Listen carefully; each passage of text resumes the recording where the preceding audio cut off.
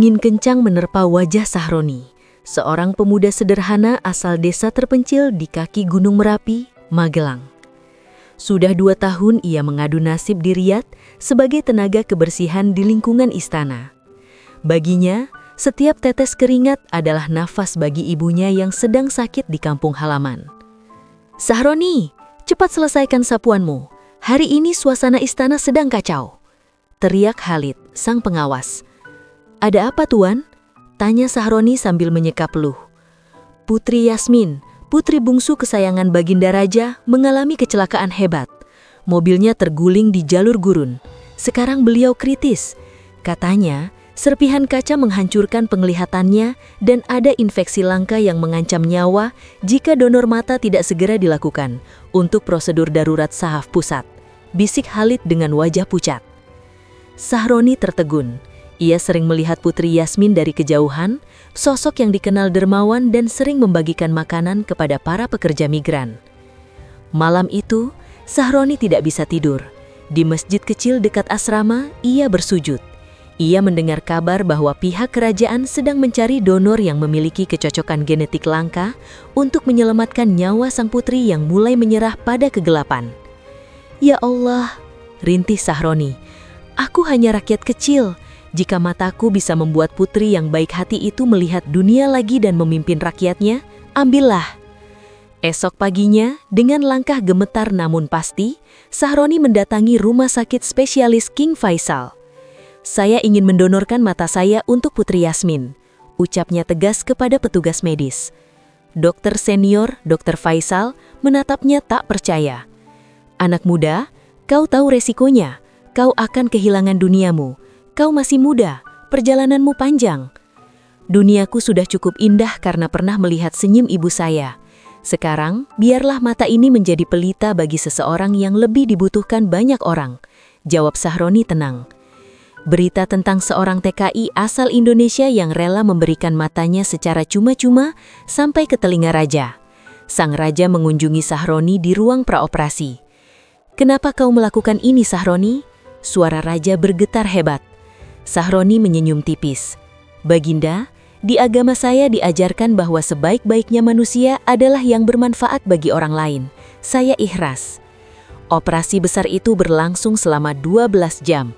Suasana mencekam menyelimuti lorong rumah sakit.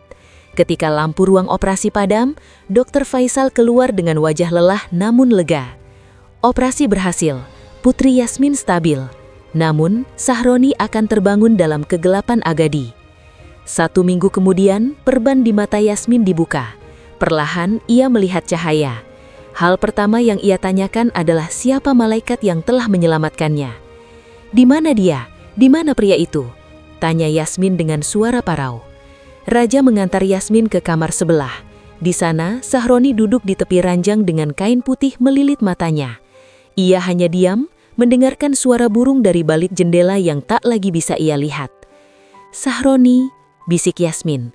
Air matanya jatuh tak terbendung. "Siapa itu? Apakah itu suara Tuan Putri?" Sahroni mencoba mencari arah suara. Yasmin berlari dan menggenggam tangan kasar Sahroni. "Kenapa? Kenapa kau melakukan ini untukku yang bukan siapa-siapamu?" "Anda adalah harapan bagi banyak orang, Putri. Saya hanya butiran debu dari Magelang. Jangan menangis, karena mata itu kini milikmu. Jika kau menangis, mataku juga akan terasa pedih," ucap Sahroni dengan ketulusan yang menggetarkan jiwa. Bulan-bulan berlalu, Sahroni tidak dipulangkan ke Indonesia. Raja memerintahkan agar ia dirawat di paviliun khusus istana. Yasmin selalu datang setiap sore. Ia membacakan buku, menceritakan warna langit dan menggambarkan betapa indahnya bunga-bunga yang sedang mekar. "Sahroni, hari ini langit sangat biru, persis seperti warna laut yang pernah kau ceritakan di Indonesia," ujar Yasmin sambil menuntun tangan Sahroni berjalan di taman. "Terima kasih, Putri. Lewat suaramu, aku bisa melihat segalanya lebih indah dari sebelumnya," jawab Sahroni dengan penuh perasaan. Kedekatan mereka memicu desus-desus, namun Yasmin tidak peduli. Ia telah jatuh cinta pada kemuliaan hati pria yang kini hidup dalam gelap demi dirinya. "Ayahanda," kata Yasmin kepada raja suatu malam, "aku tidak menginginkan pangeran dari negeri manapun. Aku menginginkan pria yang telah memberikan nyawanya untukku. Aku ingin menjadi matanya seumur hidupku." Raja terdiam lama. Ia melihat ketulusan putrinya dan hutang budi yang tak terbalas pada Sahroni. "Jika itu maumu dan jika ia bersedia, ayahanda merestui." Hari pernikahan itu tiba. Sebuah pernikahan paling fenomenal dalam sejarah kerajaan. Bukan karena kemegahannya, tapi karena mempelai prianya adalah seorang mantan buruh migran yang kini buta. Sahroni mengenakan jubah kebesaran Arab hitam emas. Ia dituntun oleh ayahnya yang didatangkan langsung dari Magelang.